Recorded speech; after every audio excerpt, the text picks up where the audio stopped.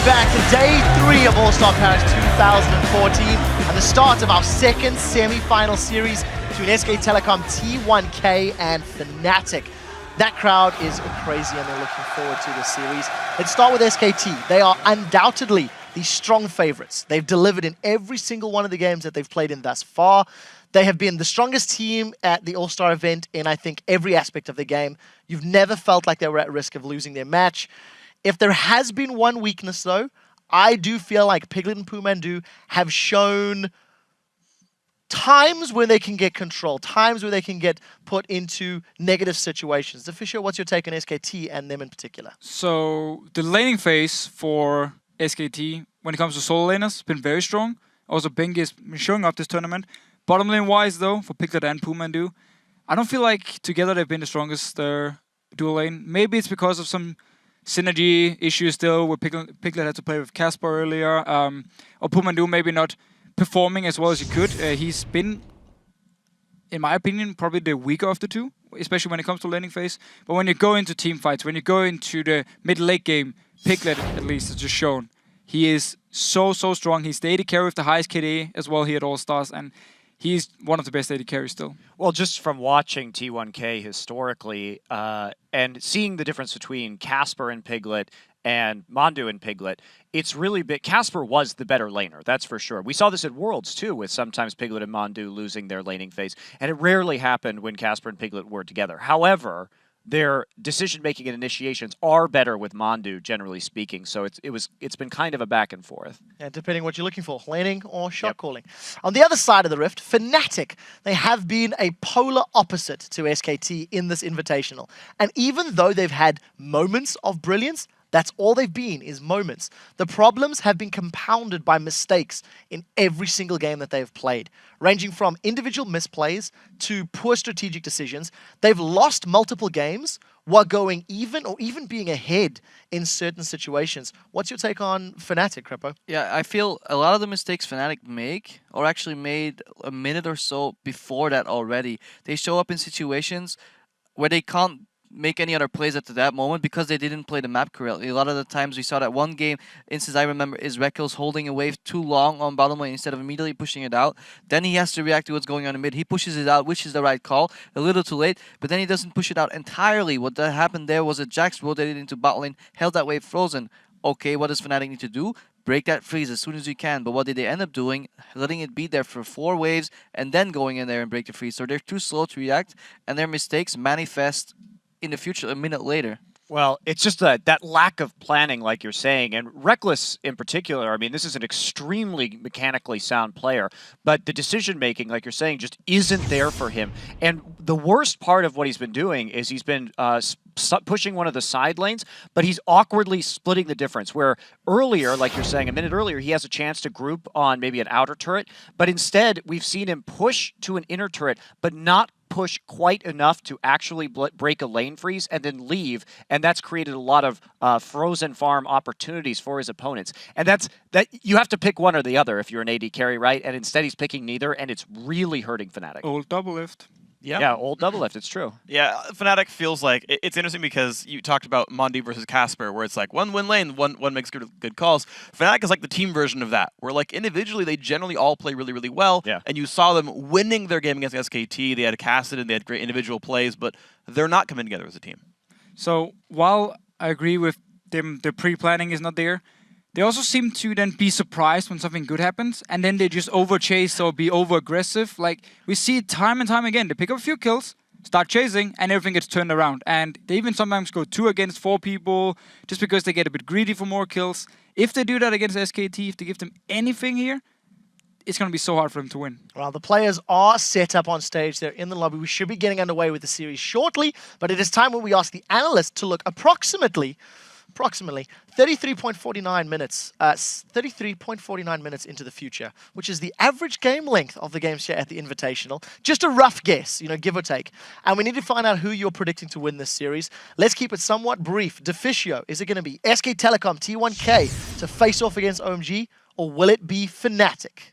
So while I love the scarf here for SKT and they were beautiful, I will not wear it just in honor of Fnatic and Europe, but I will say SKT is going to win. Oh, wow. going against your fellow countrymen. I know. I'm surprised. Here, just bring your face up here. You shed one final tear for Europe. My SK Telecom muggin. Tastes good. T1K, let's go. Crepo? Yeah, okay. Well, I don't have any fancy props, scarves, or tears. I'll just savor them on these tears from the previous prediction. Just stay at the same height. But yeah, I don't think SKT is going to win this best of 3 in one game. I feel they'll need at least 2, so it'll be a little longer than I think. But yeah, SKT T1K.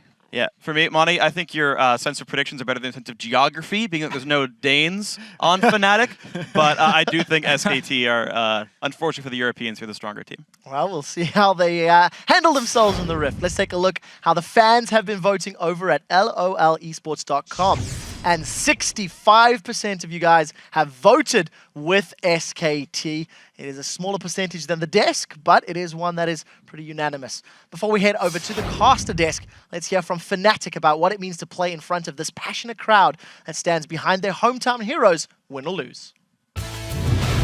We've been traveling all around the world to play, but I believe this is the first time I actually feel that the whole crowd is behind Fnatic. You win or you lose, doesn't matter, you still go out there, still scream your name, and that kind of cheers you up. Every time is awesome, and this time is even better because there is so much more people than usually. The crowd has been really insane here, so when they're cheering really loud, it's really good to like demoralize our enemies. 그거는 저희가 로드컵 때 TSM 팀과 좀 겪어봐가지고 그 로드컵 때도 많은 팬분들이 TSM 외쳤을 때도 그냥 저희 경기만 열심히 하자라는 생각을 했기 때문에. Hello, ladies and gentlemen, and welcome. So, SK Telecom, you just heard them. They cheered, but from TSM, they were against last time around. That was the home crowd advantage. That was a much smaller crowd than they have here.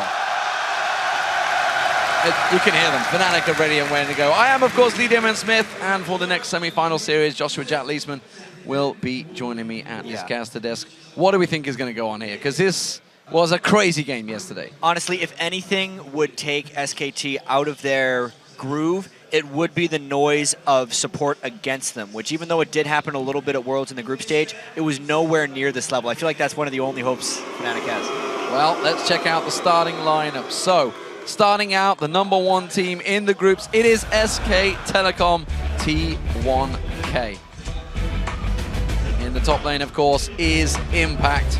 He has been a monster. Bengi in the jungle. Questioning him, but Faker, is he the best player in the world? Who knows? Piglet, the AD carry, and of course, PoohManDu in support. That is SK Telecom T1K. Yeah, I don't know if you'll be able to hear me for the introduction of Fnatic, because I know the crowd will go crazy. On the red side, it is Fnatic right there. Top lane is sOAZ. Jungle is Cyanide. Mid lane is xPeke. AD carries is Rekkles. And of course, support is YellOwStaR to make up Fnatic. So they are clearly the hometown favorites. But of course, we want to talk about... In a second. It's pretty clear which way this team is. However, they're big underdogs. So we want to talk about our featured matchup for this matchup, the semi-final series. The Clash of the Titans is, of course, the mid lane. It is SK Telecom's Faker versus Fnatic's xPeke. Yeah, and Faker looks to be completely back in peak form, if you can ever really say he was in a slump. But it's more impressive yesterday when he destroyed Jung 1v1, because Jung had previously destroyed everyone else in this tournament. Faker is back on his game, and Bengi is helping him out a lot more than he was in Champions. Meanwhile, xPeke has looked extremely inconsistent and seems to be playing with kind of that lack of confidence, which used to kind of define him as a player. They played really safe against TPA as well in their only win of the group stage. There's no way he can play safe against Faker and expect a victory. Yeah, absolutely. So what do we think is going to realistically happen here? Because if you were to look at yesterday's game, it kind of wasn't really telling the full truth. It was kind of mind games, honestly. Or more a fan service, I think you could say, from SK Telecom. Yeah, absolutely. Because in that game, it was SKT trying to pick all their skins. I feel like that's why they let Kha'Zix through, which was Peke's big bread and butter champion, and they still weren't able to win. which is a real tricky thing for Fnatic. Close. Yeah, they did come close. Very, very close. But of course, SK Telecom, don't expect them to be running all of their skins this time around. I think we're going to see some very different champions. Of course, they pulled out the Zed in the mid lane with Faker's known champion, but we'll find out which way they will go. Here we go, ladies and gentlemen. This is the second semi-finals. We saw OMG from China already making it into the final. Who will join them? We'll find out over the next best of 3. So SK Telecom starting off the bans, and they will be coming in. Jack's being taken away. We just saw him being played in game 1 for Cloud9. Not going to sneak through this time around, and that immediately stops those skins dead in the tracks. Yeah, and the Twisted Fate ban for Fnatic is a little bit surprising. Faker did have a good Twisted Fate game at the very start of this group stage, and if that signals anything to me, it's that Fnatic is going to be going with a either heavy poke strategy or a split push strategy, as they always do, obviously. But Twisted Fate is best against both those things. Well, you can see the final bans coming through. There's already a Twitch locked in. Leona already taken away. Kassadin taken away. Quick fire picks and bans. LeBlanc was the final choice, of course. Faker not going to be able to play that one. But you already see a Lulu and a Kha'Zix on the board as well. And this is kind of what we ended up seeing in the Cloud9 OMG pick and ban, where Twitch was left open, but now it's going to be all about whether SKT builds a team comp around Twitch, because when Sneaky got caught on Twitch in game 1, he had no one to really guard him, and it was very much an unprotected team comp, which is why with that Lulu pick right away from Fnatic, it will give kind of take away protection from SKT, because they won't be able to have that mid lane Lulu if they wanted it. Yeah, and of course Cyanide on the Kha'Zix. It's kind of his #1 champion right now. It's the champion that he has been running for Fnatic probably, I would say, like 80-90% of the time over the last probably 20 games. It fits right in with their play style, and he's also been able to pick up a lot of early kills on Kha'Zix, which honestly would be better served as assists, because Cyanide has never been one to really hard carry the games, but it's still an incredibly confident and strong champion for him. I feel like Fnatic's going to go something like Nidalee here. Is Lucian still up as well? Yeah, they could go full poke comp, kind of like the one that they won the European LCS with. Speaking of comfortable champions, Bengi has got Lee Sin. He has his own skin for it. Why not? He earned it. Faker, of course, already locked in that Shyvana for Impact in the top lane, who has been a monster throughout this tournament. Yeah, the things with Impact, it's not necessarily that he's been destroying everyone. Well, that's exactly it. He is destroying the enemy top laner. I didn't mean to say it's not like he's going off. He's keeping the other people down, more so than I've really seen from him in his career. Yeah, he is a beast. Rekkles, well, he had incredible stats in the opening Super Week in the European LCS on Jinx. Will he stick with it, or will he stick with the tried and tested Lucian, who has become his most popular champion over the last few weeks, along with YellOwStaR? Fnatic at the moment are actually getting a lot of picks they really like. They're looking a lot like a Cloud9 team composition before the final pick, because that's really when it's going to sell it. Peke's not one to play Lulu often. And sOAZ has played a lot of Trundle, you know. It's a bold. I just have to mention this Yasuo, because it's almost like SKT is predicting an Italy pick. So, Fnatic had some serious problems against Yasuo. Invictus Gaming ran it at Katowice. They could not deal with the crazy aggression that came out. We've not really seen it in Europe. Some strong Yasuo players. So Kautar's the only one really that plays it. We'll see how Faker runs this. The thing is, with Fnatic, they've played so much Nidalee, and that's what teams pick Yasuo into normally. But this is the Kayle pick. Here's the thing. Right when Yasuo released, he does not block the auto attacks from Kayle. He blocks all the other ranged champions' auto attacks, but not Kayle, because it is not a projectile, so it will go through the wind wall. Even though Kayle's been nerfed down, that is a great pick against Yasuo. But this also answers the question. sOAZ and Chae were having this discussion. Who's the best top lane? Lulu, Shyvana, Lulu, Shyvana, Lulu, Shyvana. We're going to see them together. Whether they're actually going to face each other at any point is a matter we'll have to find out in the game. But Fnatic honestly have got a team comp that they enjoy, and I feel SK Telecom have as well. Yes, I absolutely agree. The Zyra from PoohManDu is a little bit of a throwback. Yes, he did play it again in the group stage, but that was mainly to use the skin. This is serious. There's no way that SKT is going to be taking this match lightly or as a fan service. Absolutely. They're taking this to win. This is all about representing Korea. You heard it there. They was talking about how they are basically coming to this tournament, not only representing SK Telecom T1, they're representing the whole of South Korea, and they absolutely want to win. So, the match is about to get underway. we're going to head over to Twitter and tell us which mid laner's play style generates more big plays. Pretty sure you know which way this one's going to go. Hashtag Faker or hashtag Peke. Don't forget, Peke has some of those big, crazy backdoor moments. Send your tweets to @LOLEsports, and this could be a crazy game. It's going to be all about whether Peke can play with a lot of confidence against Faker, or whether he's giving him a little bit too much respect. Even though Fnatic is an absolutely monstrous underdog, no one would be surprised if they lost this game. But if we think back to the group stage, even though Fnatic did go 1-3, every single one of their games were winnable at some point. Yeah, absolutely. I mean, the Baron, that was the difference. Cyanide stepped out of line just a little bit. He went to clear the ward instead of staying back to clear that Baron. Could have turned the game, could have turned the competition on its head, but it wasn't to be. We'll see if it is this time, ladies and gentlemen. The semifinals is getting underway. SK Telecom as the blue team up against, well, you can hear it, it's Fnatic as the red team. Right off the bat, I have to wonder if we're going to see standard lanes or if we're going to see a very roam-focused game.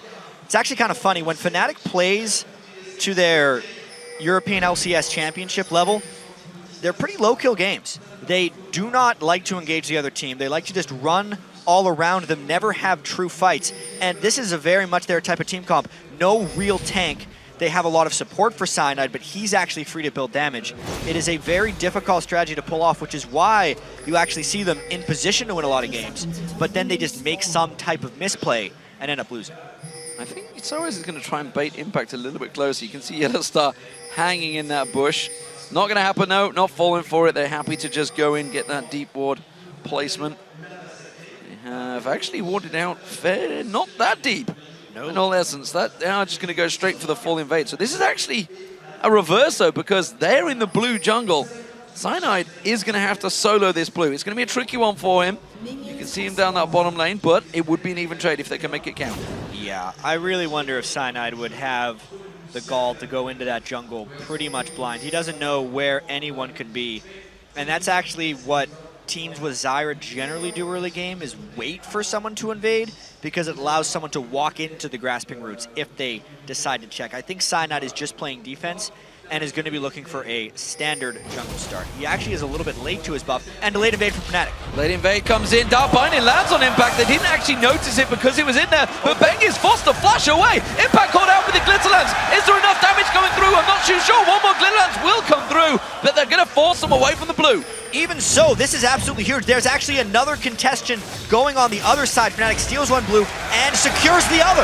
Wow, great start by Fnatic straight away. It does mean, of course, we're going to have some lane swaps coming in as expected. Peke and Faker in this mid lane. This one will be an interesting one because if they do go with the 4-0, if they do go with some sort of stacking system, Faker versus Peke, it's going to be all or nothing between the two because Faker's going to have the confidence to know there's no jungler coming towards him. Yeah. He can just go all on Peke. And also, there's not going to be too many ganks coming in that early because of all the time that got spent during the jungle invades. But this is very heavy counter jungling going on for Fnatic. SKT actually took 2 Cloud9 buffs at the start of the game, going 3 for 1. And this is Fnatic giving SKT a taste of their own medicine, actually. Well, sOAZ hasn't backed away. He has got that blue buff, remember. He's going to put damage back down on Impact. He wants to keep Impact around as long as possible because the longer Impact stays, the better sOAZ is. It means he's going to try and keep him low on levels. Rekkles is freezing the lane. He's not really, well, it's not freezing it, it's just not going to push heavily. He's not fast pushing in towards there, which actually SK Telecom are doing down the bottom, I feel. We're seeing much more starts like this in the All-Star here, where it's not the 4-man stack, but instead it's a more denial-focused of lane swapping. They're really just getting secured farm for their AD carries. They're only taking one turret, and it's more about jungler denial and mid-lane isolation than it is about fast pushing. Well, Peke goes aggressive. Faker turns it round, but he had a big stack of minions hitting him in the back, which actually laid down a lot of that damage, and Peke using that exhaust early on, though. That could actually be pretty big. He's going to need that exhaust if anything comes at him, especially a bengi jungle gank. That's one of the big reasons that Yasuo was so popular in these heavy lane swaps places, because he's able to use his dashes offensively in lane, bait summoner spells, and have no force of, retaliation from the other team. So this is what we've seen a few times now from Fnatic. sOAZ actually he's literally just roamed all around the jungle, and now he's looking. Faker goes aggressive. sOAZ is just over the side now. Glitter Lance does not land. A fantastic win wall from Faker to stop that Glitterlance in his tracks, and he gets away. It forces the flash, and the Ignite was also burned from Faker. That was very timely roam from sOAZ. He has just been a jungler slash ganking Lulu right now. Not exactly what you're used to. He's behind on farm. If sOAZ doesn't make something happen, more so other than burning a flash, that will cost Fnatic in the long run. But for now, it gives Peke breathing room in mid. Block of that wind wall, that would have been the death. It would have absolutely slowed him down. He had the flash still available, but it would have been a very, very slow move. And of course, Peke sitting on that flash still could have chased. Impact only just hit level 2, has had to come in and try and clean up some of those last hits to steal them away from Faker. You can also see bengi moving in now. We haven't seen bengi around that mid lane because they were focusing on taking that turret, which actually Fnatic only just did. So both turrets now down, top and bottom. And we're going to see the duo lanes going up against each other. Yeah, and after all the trading, or will we? Even though it seemed like Fnatic would have a nice lead from that, they ended up just getting even gold. What's so funny about this is the whole debate between sOAZ and Chae when they were talking about Shyvana and Lulu, what's better? sOAZ is like better in lane, better in lane. This isn't the lane game. sOAZ caught out, he's not going to get away from this one. It will be first blood. That was a quick kill from the duo lane of Piglet Mandu. And that's exactly it. It's not about the laning phase for her. She just got camped in one of those side lane brushes and taken down. You're not allowed to play against Shyvana in a game like this. Oh, it's a good turnaround of damage from Peke. Oh, is he going to follow through? He has flash, but he's not going to go for it. He's so fearful. He has no knowledge of where bengi is.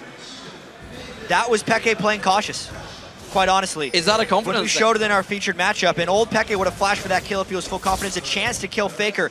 Too much respect for SKT, quite honestly. I think that could have been a kill. Well, unless his E was off, I wasn't 100% sure. Yeah, he just run out. He just finished off now there. Speaking of which, he's getting ganked, which could crush his confidence.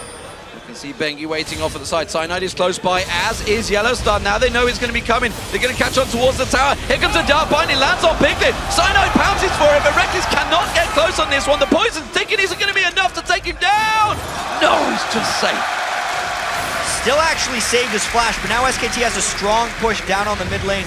Again, pushing him back and giving Yasuo actually breathing room. The roaming really is crazy in this game, D-Man. So you can see Mandu making his way up there. Rekkles on his own at the moment against Impact. So PoohManDu, if he lands that grasping root, it's going to be all sorts of trouble. Instead, he will sidestep the damage. He has to use the heal, though. Impact gets enough on his back. Yeah, luckily for Rekkles there, Impact is so weak at this point in the game. He's level 3. Even if the root would have landed, it might not have been a kill. Does have to burn his heal to get away, and it ends up sending him back to base, but no death was suffered. So Piglet's been having to run amok a little bit down that bottom lane, got that kill on sOAZ, trying to start one on Peke. Peke, who himself did not back, by the way, with that engage. Still got himself that double Doran's ring, though. It's going to have to try and get a little bit more hit points or something to prevent Faker from jumping on him. That Vampiric Scepter now built up, and SK Telecom, they're roaming, they go for blue. So many roams and invades in this game. They have sight of it because of that Q. He jumps in. It's a Smite War. It's the Cyanide's going to get it down. Bengi's going to use the safeguard on Mandu. Will get himself away cleanly, but it forces the blue away from Peke. That's one thing Cyanide will always be able to do, is land those smites in clutch situations. But once again, it's all about the roaming. A teleport Lulu in the top lane, they're trying to catch. sOAZ comes in on towards him, gets the Glitterlance down. The Pixie's on him as well. Has he got much more damage? He forces the flash. That'll do. Whoa. If only they would have known that binding would land. Nice shot for no reward, and a big push down middle lane. These rotations are faster than I've seen in quite some time. Piglet comes out the side, has got level 6, rat-a-tat-tat running, but Peke luckily just hit 6, so he can use that invulnerability to save the day, and actually saves the turret briefly. Fnatic is desperately trying to keep up with where SKT is going right now. How many different lanes has Mandu seemingly arrived in the past 5 minutes? He has just been everywhere, and he's not even behind in experience on top of it. Triple Doran's ring being picked up by sOAZ. That just shows you they are trying to keep in this game against SK Telecom, despite the fact that you could look at the gold, it's actually fairly in between them. Cyanide caught out by the grasping root. Dark Shield was used. Mandu taking a big burst of damage, and again the wind wall comes out to stop the culling. That wind wall is going to be extremely key if we get into some of these clutch siege situations. Whenever Fnatic tries to turn, it will be the spell that throws up to help them escape. Then they can rely on the Zyra slower form escape. Crowd controls right there. And now an invade coming from Fnatic because they just pushed SKT off mid. And you know, just before all of those lane changes, everything was happening, it was very even between Rekkles and Piglet. Now look at it, 72 to 60. Oh, Cyanide pounces, forces a flash away. Meanwhile, back in the mid lane, Peke again getting taken low. Piglet flashes for it, the poison's ticking. I'm not sure it's going to be enough. It may be on YellOwStaR. No, he gets away as well. Fnatic by the skin of their teeth. Cyanide and sOAZ yet to be safe though. Faker and Impact chasing on towards them. They will back away. The Glitter Lance doing work. Very little summoner spell discipline, so to speak, in this game. People blowing flashes very freely. Look at that. SKT has 1 flash available on their entire team, whereas Fnatic is actually only down 2, and those just got burned. If we're going to continue to see all these movements and people getting caught out, those flash cooldowns are incredibly critical to keep in mind, as the gold is only 500 away. And the difference you can see between those two top lanes was sOAZ had got himself a fairly decent CS advantage. That's going to dwindle away, but because he invested 3 Doran's rings, that's effectively going into nothing, whereas Impact, of course, with the Negatron cloak, don't matter whether he's behind in gold, he's actually ahead in items. And sOAZ is really still playing to lane, even though there isn't really a laning phase. This game will hopefully approach some pretty decent team fights, and with the triple Dorans, if they could force a dragon right now, it would be very beneficial. Yeah, Bengi, as you just saw, next to no health. He can't get involved in this one. He's going to go back. He's just got himself that red buff. This will be a dragon for Fnatic.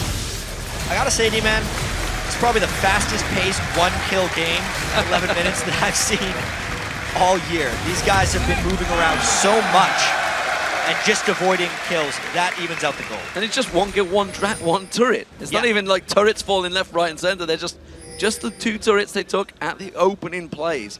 Fnatic moving into position. They want to try and corner the rat. This is the first big move that Fnatic has kind of made on their own accord. It's not a reaction to SKT. We have to see if they can get something on Piglet. He's really safe behind that minion line, though. Unless he roams just out. YellOwStaR wants him to, or they might just go before the minions. Can even get a binding down. PoohManDu's going to join him back on there. Cyanide's going for it. Stealth up, goes in, gets the damage down on towards him. Piglet's actually taking the path, which is going to put him in danger. They pounce on towards him. They can't see where he's going to go. Mandu's going to be the focus target instead. They're going to switch around towards him. The exhaust goes down. They should have enough damage. Teleport coming in. They don't know. YellOwStar's in trouble. He has to try and get out of it. Teleport was cancelled, but Cyanide's caught out. Bengi's going to come around. He's going to surely get the kill. Knocks him away. Faker manages to follow through with his ult. He takes him down. While Piglet took down YellOwStaR. Rekkles is in all sorts of trouble. Now you can see the wind wall going down. Intervention comes out from Peke. Peke can't do anything. This is in danger of falling to a 4-for-1 situation, and it is. SK Telecom turned the game on its head. A triple kill for Piglet. Everything going in the way of SKT in that bottom lane fight, but what about the top one? sOAZ needs to close this down. Trying to chase on towards him, but he has that burnout running. He has the Dragon Descent. He should be safe for now. To get back to that other fight, 4 kills going to Piglet is disaster. As far as Fnatic is concerned, he is the stealth bomber, so to speak, when he gets his build going with the Blade of the Ruin King. Let's take another look at this one, though, how he barely escapes this. This is why Fnatic wanted to wait for the binding, because going without the binding means Piglet could walk away and get that off. We don't have time for replays. This game is too fast. sOAZ tries to turn it around. He tries to take something out of nothing here. The Ignite running, though, is not going to save his life, and Impact gets himself in there. PoohManDu actually picked up the kill, though. Another step behind for Fnatic, and that makes it 6-1 at this point. You know, one thing always said in traditional sports is the best way to beat a home opponent is to silence the crowd early, and listen right now, this is a much quieter crowd. We're only 13 minutes into this game. It's already 6-1 to SK Telecom. They have started out so well. This could be dangerous situation for Fnatic in this best of 3. I mean, this is really what everyone on Fnatic, and probably everyone here, feared, is that SKT would come out so quickly and stop Fnatic before they even had their chance to win. In all 4 of Fnatic's games in the group stage, as we mentioned, they had a chance to win the game at some point. They were up on OMG. They were even with Cloud9 for almost all of it. The SKT game, mind you, because they had the SKT skins and they gave Peke Kha'Zix, they had that Baron play that very well could have won them the game if executed properly, and of course they beat TPA. They haven't had an opportunity in this game because SKT has been so fast, roamed around so well, and really just beaten Fnatic to almost every punch. You know, focusing on how much they've invested in those Doran's rings. The Doran's items have obviously never progressed into anything. SK Telecom never went down that path. They only ever had 1 Doran's blade a piece, and they've all continued to invest in items. Now that they're ahead in the game, that is giving them an even bigger advantage than that 2,000 gold shows. Yeah, you're absolutely right. With the early game Doran choices not really panning out early for Fnatic. The ganks don't stop either. There's a Lee Sin on the hunt. Oh, Bengi's going to come into the side, as you say. Impact is already on him. sOAZ has to use that wild growth, but is it going to be enough? Glitzerlance lands on Bengi, dodges out of the Sonic Wave. It may just be enough. You can see Impact. His Dragon Descent's going to run out in a moment. He's safe to the turret. He should be able to get away, but Peke's in trouble. Faker comes around. Windwall actually used to stop him, slowing him down. Uses the intervention. Cyanide comes around the side, but it was a quick and easy kill for Piglet. 5-0 Rat. Fed Twitch right there, and even with the intervention, you just can't get away fast enough. He's just going to keep shooting you. If you get a bit out of range, he pops his ultimate, continues to shoot you. This SKT team came to play today. And with everybody basically melee damage, AD damage, those turrets will go down so much faster this early on. 15 minutes into the game, that mid turret already down. Yeah, normally a team without Twitch doesn't have good sieging power. It's fine if you kill everybody first, then you can take down turrets just fine. That's for sure. sOAZ now in trouble. 3-man gank team coming towards him. Make that a 4 because they backed off at the side. Grasping Root does not land. He's dodging just about everything he can. He's going to try and turn this on towards Bengi. Can he get the kill? Not in time. And that's another kill for Piglet. As far as kill distribution goes, this could honestly not be any better for SKT. Not only are they up 4,000 gold, but it's the Twitch that they need when he comes out of stealth at this point, because everyone on Fnatic is also very far behind. They're just straight up dead. I wonder if Peke is going to try and create something here. Cyanide's just off at the side. PoohManDu is going to be the focus target. A squishy support is exactly what you need to try and get yourself back in there. They're going to try and double it up there. You can see Stranglethorns going down. Cyanide will take that kill because, well, simply put, Peke doesn't have much damage yet. Kayle takes a really long time to scale up. It's pretty good in the laning phase if it's isolated and lasts a long time, which it just simply hasn't in this game. Fnatic has got no room to breathe. Being next to no laning phase, that's the big issue. And, you know, we talked about it at the World Finals. Oh my word, doesn't need any help on this ult. He goes in himself 2v1, and he may well get the kill. sOAZ is going to go down. Rekkles doesn't want to get involved. Dark Binding does not land, and Faker gets himself for sOAZ. Yeah, Faker is also in a scary place right now. Static Shift Berserker Greaves completed and farming up a storm. I really feel like this game is very quickly getting out of hand, and the thing that actually surprises me the most about this is in the group stage, the one lane of SKT that wasn't really performing was Piglet and MonDu. Faker was doing fantastic, Impact was shutting down enemy top laners, and bengi had looked better than he had in a while. But it was actually the Twitch that didn't. We're taking another look at this one just to see getting the knock-up into double knock-up by Faker there to put both people in an unsafe position and then immediately going to the guy who didn't get the shield was a smart choice by Faker right there. And you got to think back to when Peke could have pulled the trigger early on in this game, and these confidence issues, how much they may well lead into the situation. And, you know, looking at OMG's match against SK Telecom, they were not showing that respect to SK Telecom. They were not scared. And you only need to listen to all of the interviews. Everybody, you know, basically giving so much praise to SK Telecom. Yes, they are. They were a fantastic team. At the moment, they were technically in a slump, and you should, as a pro player, go into these teams confident in your own abilities and not be fearful of what you're up against. You really have to just play as if you are the best. You always see a lot of times in sports, the really arrogant players are often the best ones, because even if they're outclassed, they don't feel like they're outclassed. And that can often just allow them to perform much better, especially on big stages. We just saw the Cloud9 versus OMG game, and yes, Cloud9 did amazing in the group stage, and it was ridiculous that they were able to go 3-1 and even make it to the semifinals without high. But in that last game, it really felt like their nerves got to them. We saw way more missed skill shots than we've pretty much ever seen from those guys, and they looked sloppy. Cloud9 almost never looks sloppy. That's something that we don't see from SKT on a stage like this, because they've been to multiple Champions finals in Korea. They've played on the Staples Center and won.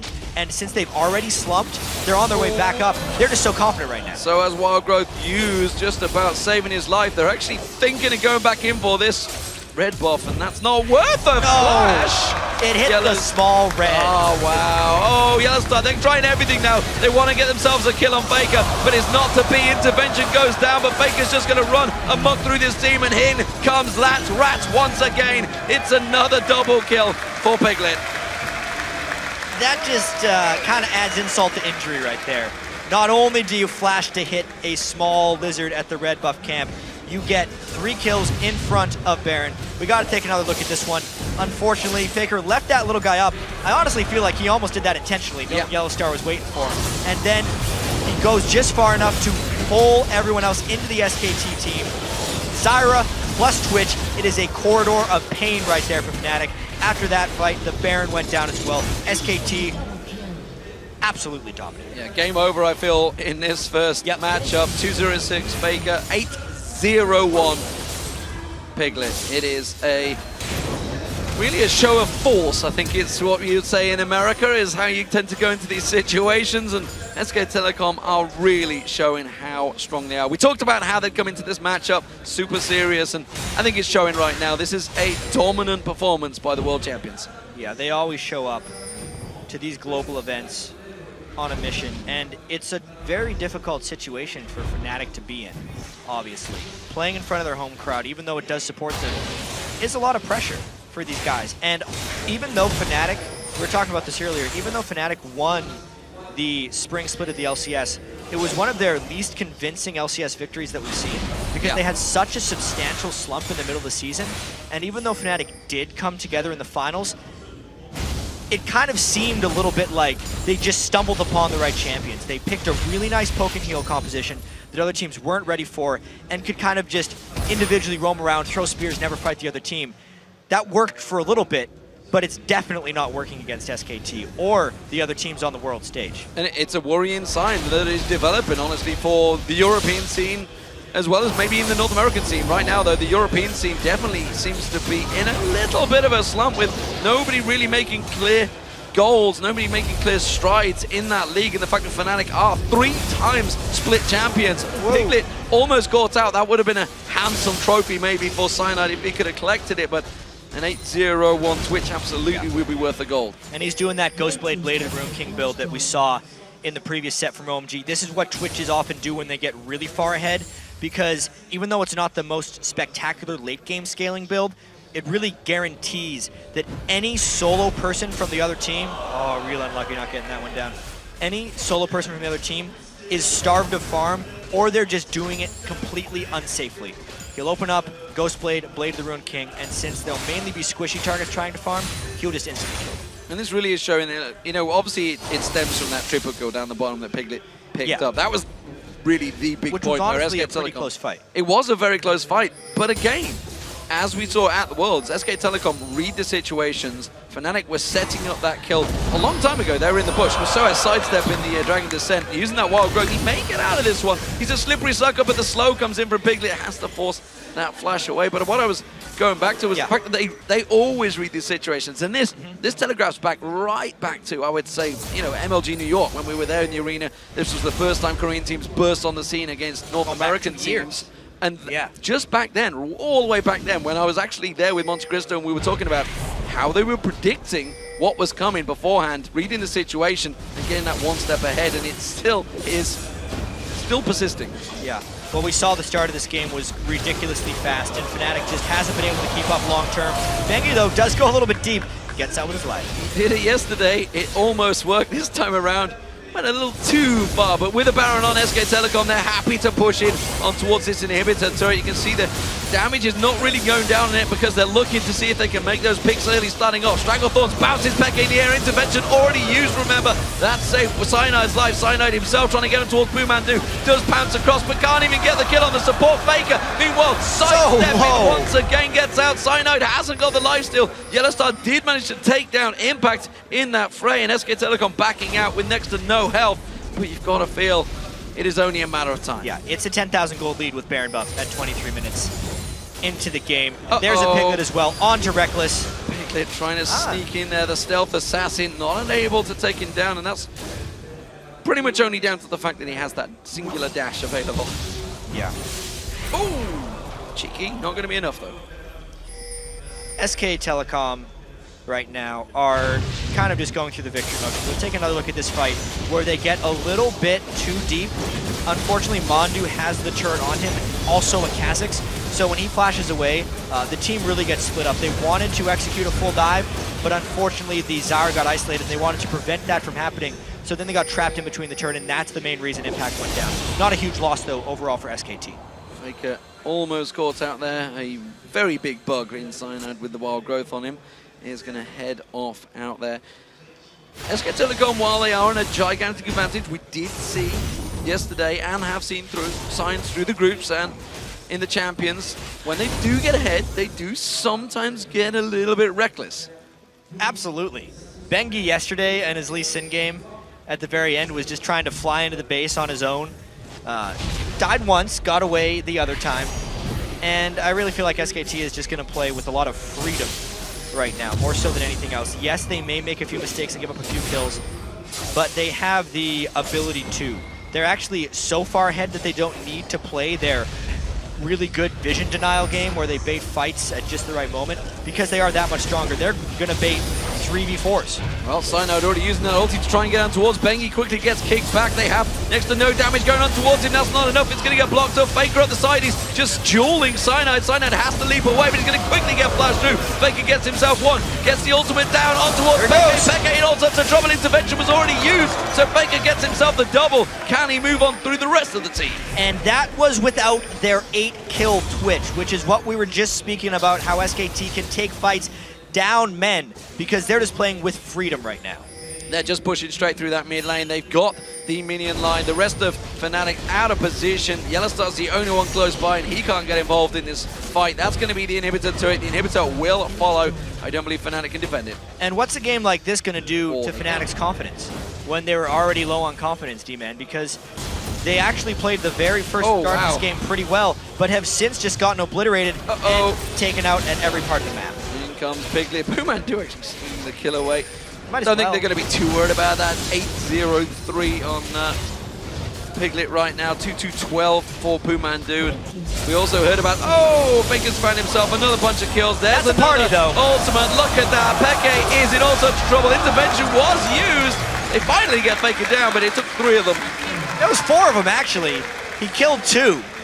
A 1v4, and then Piglet tries to show up to the party. He's like, what, Faker? You didn't burn his ultimate? And he just takes inhibitor after. Yeah, not happy about that one.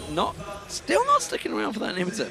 Delaying the game, making sure the minions are with them. Not that they need them for an exposed inhibitor, but they will clear out the pink ward as well. SK Telecom, full control of this one. The Yasuo mechanics right here by Faker, dodging the first binding, going right past the black shield, and then just flying in past the guy with intervention to try and do as much as possible to Peke. Because the ultimate actually does damage on the way down, that's how he was able to finish off that kill with YellOwStaR. I'll say he planned it. He seemed to. Yeah, I mean, it was YellOwStaR. He originally started on, forced that intervention out of Peke, and then said, thanks, got himself a free target. Oftentimes, Yasuo is very exhaustible because his ultimate will do damage on the way down. So when people get knocked up by it, they throw an exhaust in, and then it stops them on the way down. They didn't have an exhaust up for that fight, so death. Death ensued. So Faker 6-1-7 finally dies out there. 8-0-3, the immortal Piglet so far in this matchup. This first game, in this best of 3. OMG already in the finals. SK Telecom, are they a shoo-in to get there? Everybody on the analyst desk believes so, and judging by this opening performance, it was a very wise choice. Yeah, they're making a statement here in this game 1. Previous best of 3 had a very close game 1 between OMG and Cloud9. After SKT drops this one out, obviously they change sides in the best of 3s. Fnatic will get their chance at first pick, even though honestly their champion select here looks pretty sound as far as Fnatic team compositions go. They got to try and counterpick against Faker's Yasuo. They did give up the Twitch though, that's one thing. And that is possibly a big problem for Fnatic, the fact that they did get champions they enjoy. Piglet gets himself another, continues his legendary spree. YellOwStaR flashes away. Is it going to save him? Not too sure. sOAZ has actually found himself a target. Fortunately, it's 2 of them, Bengi and PoohManDu. Cyanide pounces in. He's not going to be there in time to save the day. Piglet gets himself the inhibitor as well. Bengi, of course, got the kill. Cyanide now, he's locked up. He's going to come out of stealth in just a moment. While the rest of SK Telecom push on through for the victory on the Nexus. SK Telecom in clear style take game 1, 22-5. We feared this may be what will happen. SK Telecom, when they turn up, they dominate. Business as usual in this game 1. 28-minute, 47-second game for them. Faker, Piglet, Impact, Bengi, Mandu, all of them performing. Fnatic's going to have a lot of thinking to do before game 2. Yeah, That was a very one-sided performance, strong victory, and clearly throwing down the gauntlet. Clearly to whoever they will face. OMG in the final. Will Fnatic be able to put up any sort of resistance in Game 2? It's going to be really tough. I mean, you look at the champions they got themselves a hold of. Rekkles on Lucian probably had the best game of anyone on Fnatic because he was somehow able to stay safe 1-1-2. But sOAZ, his favorite champion, the thing, it beats everything top lane, 0-6-0. He never got a chance to play top lane. He never got a chance to play anywhere. Top lane. He did a lot of roaming around early, and the instant he went to lane, he got shut down by Piglet and PoohManDu. And so how do you deal with that when basically a team is saying, you know what, we're not actually really going to have a lane phase? Because 7 minutes gone, they were already all over the shop. Teams haven't been able to answer that yet, quite honestly. That's quite because every game we see SKT play, they, before any other champion on the other team, they shut down the top laner. Balls had like an 0-6 game on Trundle. Yeah, he looked worst game of the throughout tournament. the tournament. Exactly. Yeah. sOAZ exactly right here, 0-6-0. And Impact is a small part of that because it's actually a team effort to shut down the top lane, which has really not been adapted too well by the rest of the teams here. Yeah, nobody seems to be able to deal with it, and maybe that answers the question, who is better? Is it Shyvana? Is it sOAZ is Lulu at the moment? Actually SKT. It's SKT. It's the tactic itself. Yeah. So what are they going to do going into this game? We're going to hear from our analysts in just a moment, but what do you believe Fnatic have to adjust? I mean, obviously, clearly, there seems to be a lot. Obviously a lot. I think the main thing they'd want to focus on is probably just get rid of Twitch. He's been the emerging champion of this All-Star event as far as domination. They also pulled out Soraka when it really mattered against TPA. Maybe something like that. Nidalee was available in this game. They didn't want to pick it against Yasuo. Kayle didn't fare much better. Maybe just Fnatic going back to the exact things that got them here in the European LCS Championship, because what they just did wasn't even close. No, it was not. We got Quickshot and the guys at the desk ready to try and break down that first win. Thank you very much, guys. And yeah, we got to break it down. SKT, T1K. I owe you an apology. I said you couldn't win a best of 3 in just one game, but I think SKT1 just did. Strong words, and I can't argue against it. If we look at the bigger picture, SKT simply outclassed Fnatic. I think individually they were playing better. Strategically, they had some very good moves. I want to go to some of the earlier game starts. Deficio, you felt quite strongly about some of the slow pushing minion waves and the decision that SKT took to manage those. So it's something SKT does really well, and it's one of the ways they kind of removed the whole laning phase part as well, because they will slow push, for instance, the bottom lane and rotate 4 members to mid lane. So they force Fnatic now to either come into mid lane and try and defend with 4 members, try and fight against SKT, or they force Fnatic to spread out in the lanes and give up a free tower. So it means they remove the laning phase and therefore just set up these picks as well, and they use the Twitch really well with this, because whenever he slow pushes bot lane, he then roams in stealth into mid lane, pops up, gets someone low, xPeke for instance, he's back in base, they can take a tower, and it's kind of the opposite Fnatic normally does. We see Rekkles, we actually talked about it earlier, how he will push it pretty much all the way, build up a massive wave, push it all the way up to the tower, and then someone just comes and takes the wave, and it's too late for him to move. That's what SKT never does. See, I just want to give the perspective of a player about why SKT doing what they do is so good, because initially if you watched what Piglet was doing there, it would be seemingly randomly he would move from bottom to mid lane, and a newer team would be like, why is he losing this farm? This wave's pushing away from him. He's gonna lose all these minions for free. But then SKT is smarter than that, and they know, yes, I'm gonna lose the next few waves because these minions will slow push. But by that time, I will be already pressuring mid lane, and at the same time, that the minion wave is gonna hit bottom tower. If by some miracle top is pressuring it, well, they have pressure all over the map, and it's literally, and that's what I mean. This is a play that starts a minute before. Fnatic probably only realizes it. Hey, we need to defend mid. 30 seconds later, and then their mind needs to switch. How do we deal with bot lane? And it's SKT is planning these pushes ahead of time, and that's why they're such a good team. Yeah, and I actually want to point out 2 things kind of related to that. Is one, actually, this is a tactic I also saw Royal Club do back at Season 3 Worlds. So this is something that, if these guys go to the final, something that OMG might be used to, but also you talk about the fact that they're pressuring something else. They're not just doing these like 4-man walk up to the minion wave siege situations. They're flanking around behind the turret with multiple people, so that either Peke is defending the turret and gets 4v1'd and dies, or he's got to go way the heck back, misses the entire wave of farm in the mid lane, and you miss a wave bottom, but they miss 2 waves mid, and you lose half the turret health. Like, that's just better. And not only that, but we've talked a lot about keeping the top laner down, which has been a really core strategy for many, many teams in Korea in these lane swap situations. And you really have to realize that when your tower goes down, if you don't break the freeze pop properly, there's going to be a slow building wave coming out of the tier 2 turret. And it's up to the team that's going to be catching the wave at the tier 1 to really coordinate with the jungler to get up there so you don't get dove or zoned off the tower and lose all that experience in gold. Because that happens once, and the top laner's behind forever, and you're pretty much screwed. Well, all of this lane controlling, wave, speed, tempo, planning is being done while SKT are still individually outclassing Fnatic. We actually have a replay of one of these moments. Let's pull this replay up onto your screen. It starts in the bottom lane. Freak, talk us through it. So this, to me, is Fnatic not playing against enough Twitch to understand how he works. So Twitch, the stealth itself takes a second and a half to even kick in. And that's up to like 3 or 4 seconds if you actually deal damage to him during the fight. So that you have zero reason to pink ward the second you see Twitch, but that's what they do anyway. Let's roll the clip out and watch what happens. So Fnatic goes in. It's a really nice move. This is awesome. He stealths from the brush and gets the damage, but they immediately pink ward, which literally couldn't do anything. That pink ward's on the bottom side of the screen. So now Piglet stealth and hides in the brush. Now, at this point, they should know both teams rotating down, but Fnatic should know that there's no wards and no people on the red side jungle. So Cyanide basically face checks Tri-Brush and walks right into Bengi, and then the Yasuo as well. So now it's a guaranteed 3v4, and it's just cleanup at this point. Even though both mid laners came down, the movement from Fnatic is off, plus the fact that they didn't pick off Twitch in the first place. So Piglet shows back up to pick up more kills during the fight. And it's a whole bunch of individual misplays of not picking up the kill and then going the wrong way after the first kill that SKT just shows up for and gets them all. Yeah, a very difficult position to be in. Just before we move on to social media, one final question to Defisho. What on earth do Fnatic do going off stage now? They've got 10, 15 minutes to get ready. How do they go about getting ready for game 2? So if I was on Fnatic, I would say which champion destroys rotations, which champion can clear side lanes, can stop these slow pushes, Ziggs.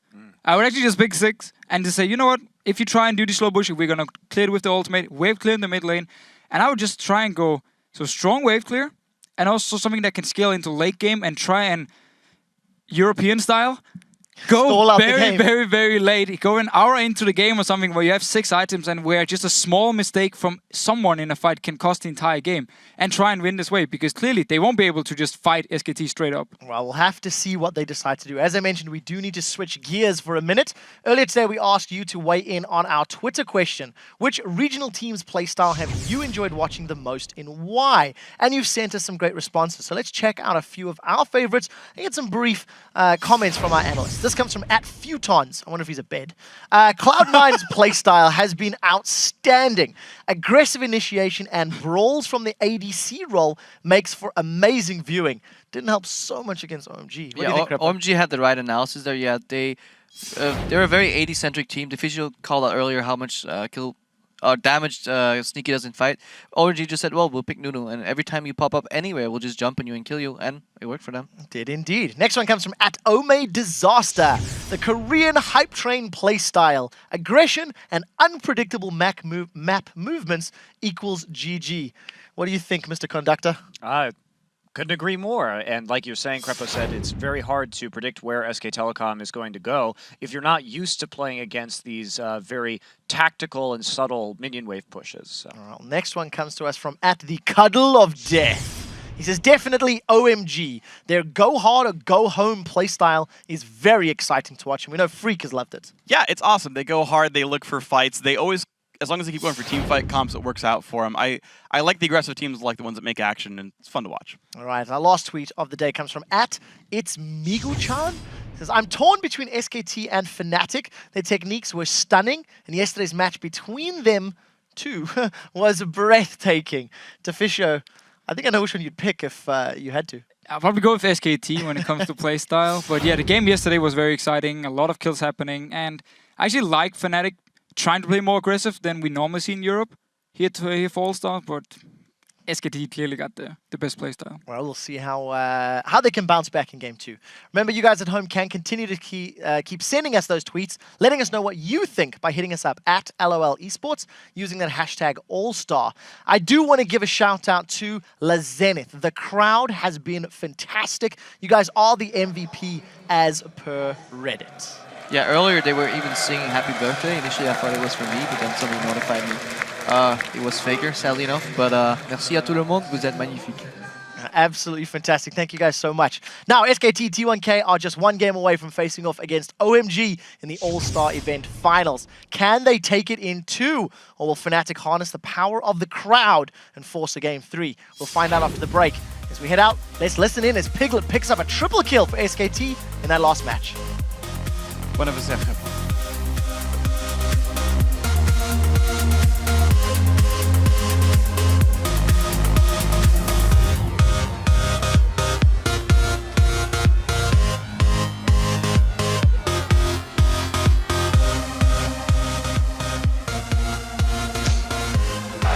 나 노플인데 이거. 살았어. 테드. 나 살았다. 타야 돼 이거. 텔 타지 바로. 아, 헥스. 끊겼어. 카직스 봐. 아이고. 개풀 있어. 쳐. 파워가 치잖아. 아, 내가 6이 아니라. 잡았다 나. 얘 나이스. 힐 없어. 얘 힐 없어. 케일 왔다. 천천히 하면 돼. 케일 노플. 천천히 하면 이겨. 케일 노플. 네, 잡았어. 케일 얘 노플. 나이스. 나이스. 다 잡았네. 나이스. 트리플 킬.